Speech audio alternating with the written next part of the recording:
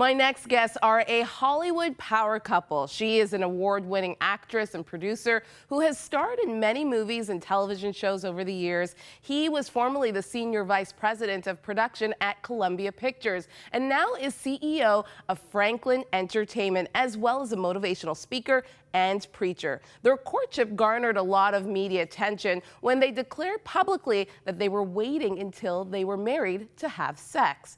They got married in 2012 and have together written this book, which just became a New York Times bestseller, The Wait, a powerful practice for finding the love of your life and the life you love. Of course, I'm talking about DeVon Franklin and Meagan Good, who join us from LA to talk more about their new book and why they say their decision caused them to grow closer to each other and to Jesus. Welcome, DeVon and Meagan. So why were you motivated to write this book?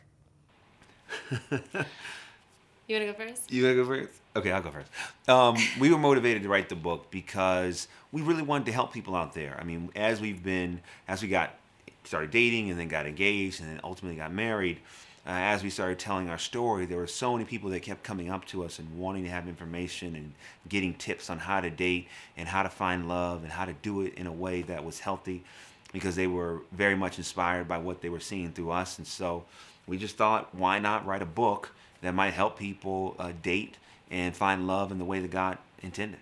Yeah, and I think the shift that practicing the wait had in our lives and how it kind of changed everything for us, it was really about, again, wanting to give back and saying, well, listen, this is what worked for us. It really, really blessed us.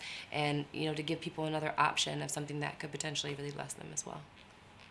You've gotten a lot of attention in the mainstream media about this book, specifically because you did something that is countercultural. You decided to wait to be intimate until you were married. Did you know it would become such a big deal? Did we think it would be such a big deal that we waited until we got married? I didn't think so. No, I didn't think because so. it wasn't like a plan to go public. It was more of like just talking in regular interviews and people asking about, oh, what's going on in your love life right now? And you're just like, oh, I'm kind of being celibate and waiting. And then that starting, conversation with him. Right. And then once people found out how long he had been waiting, it kind of blew up. And then, it just kind of became a thing. And so we were kind of shocked, really, to be honest.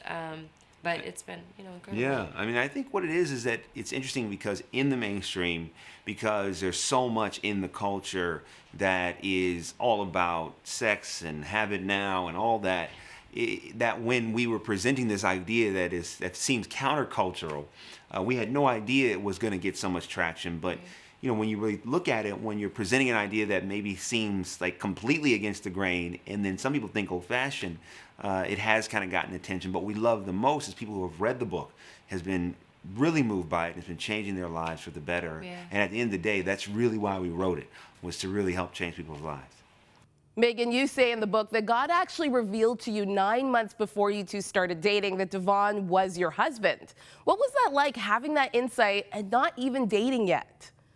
Man, it was interesting because when God revealed it to me, I was really in a crossroads. I was really at one of my lowest points, and I was just like, Lord, what am I supposed to be doing right now?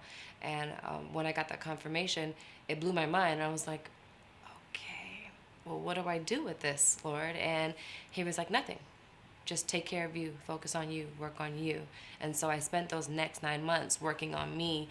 And it was a journey, but there was always that peace knowing, that the next chapter of my life was getting ready to start. And knowing that I knew for a fact who my husband was, even though I sounded crazy to anybody that I told. And then also when we started dating, it was like that peace. So it was like, all right, it's about to shut down. It's a wrap. I'm a married woman now. So it was it made the journey easier but harder at the same time, because being celibate and you're dating the man that you're going to marry can be difficult, but also it can bring you a lot of peace and just tell you that's all right, just hold on, girl, there's a finish line. So. DeVon, you met Meagan on set of a movie you were producing, but had no feelings for this beautiful actress? I met Meagan actually years before we did Jumping the Broom. Jumping the Broom was a film that I oversaw as an executive, and she was one of the stars of the film. But her and I had met on a general meeting years before that. So when we did Jumping the Broom, we kind of restarted a friendship, but it was only friendship. I was not going to have a reputation as one of those guys that would try to use the casting couch for their own personal purpose. And I wasn't going to have the reputation of the actress that was like trying to sleep with the boss. So it was totally platonic. And it wasn't until the premiere party, 9 months after the movie wrapped, when we had a conversation and it was like, wait, there's something going on here.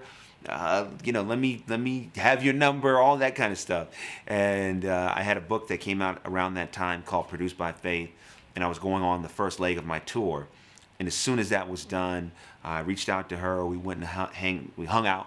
And, it was awesome. We had a great time, but I still wasn't sure. I wasn't sure that there was anything happening because, I can be kind of slow and dense a little bit.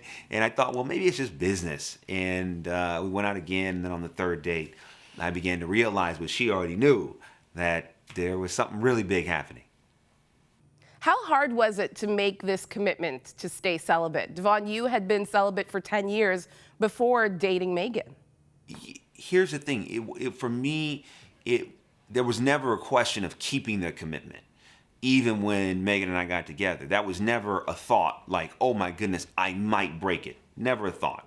But just the day-to-day managing of being so attracted to her and us having such a physical chemistry, that was just the challenging part. Was like, okay, day to day, what are the things we got to do so we can still stay affectionate and loving, but not put ourselves in a situation where it just gets too heated.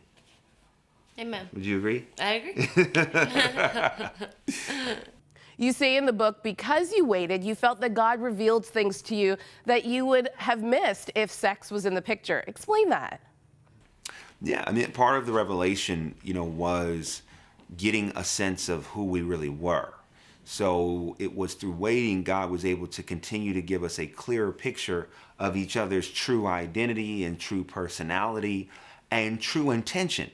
Because in relationships, so many times, things happen and I might do something that's not my real intention, and she might do something that's not her real intention. And instead of getting angry at the act, when you know what someone's intention is, it allows you to be forgiving and to move on.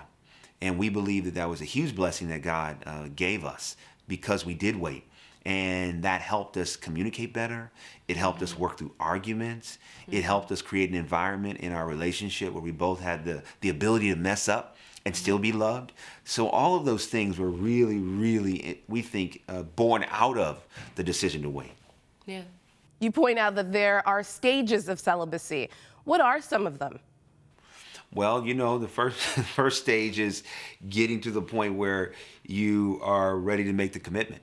And that's really difficult because we know a lot of people, and now the book is out there and we're getting a lot of feedback via social media, and people are saying, oh, I was thinking about it. And then now that I have the book and seeing you all out there has given me the confidence to try it.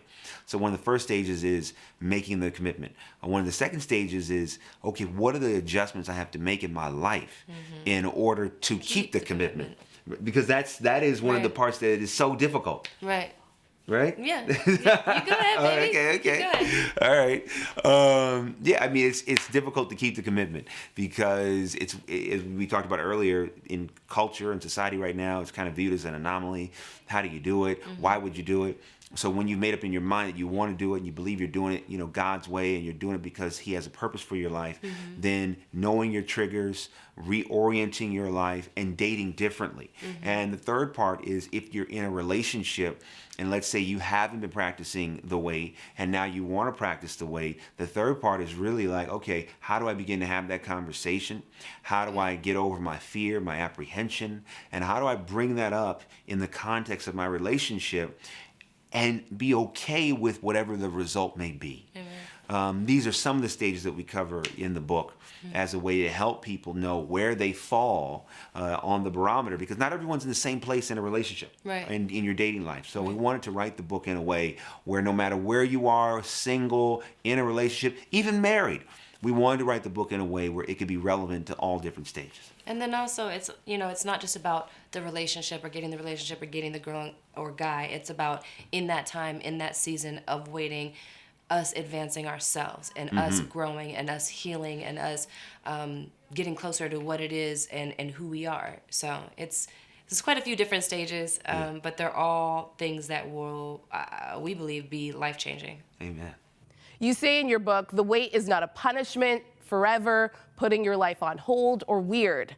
How should it be perceived then?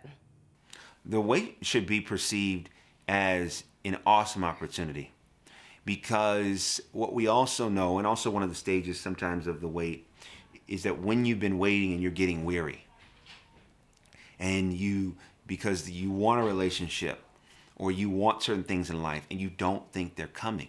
Right. And so the waiting period sometimes can be used up in frustration, in anger, in doubt, in anxiety. And what we say in the wait is, don't look at that period of time like that.